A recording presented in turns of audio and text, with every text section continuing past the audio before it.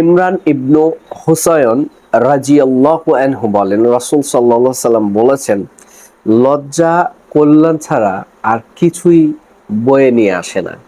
লজ্জা যার যত বেশি, তার ঈমানের পাওয়ার তত বেশি।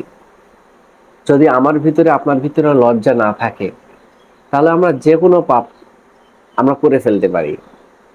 ধরেন আপনার সামনে দিয়ে একটা ন্যাংটা মেয়ে চলে গেল, আপনি যদি তাকে চোখ পড়ে যায় আর সাথে সাথে যদি আপনি চোখটা ফিরে না নিয়ে আসেন, লজ্জা না লাগে, আপনার অন্তরে নফসে যদি লজ্জা কাজ না করে, তাহলে বুঝবেন আপনার ঈমান অতীব নগণ্য, অতীব দুর্বল।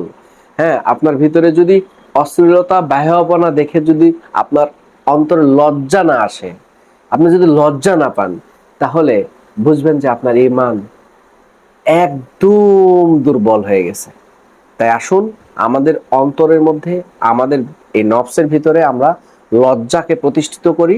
আল্লাহ সুবহানাহু ওয়া তাআলা আমাদের এই আমলটি করার তৌফিক দান করুক। আমিন।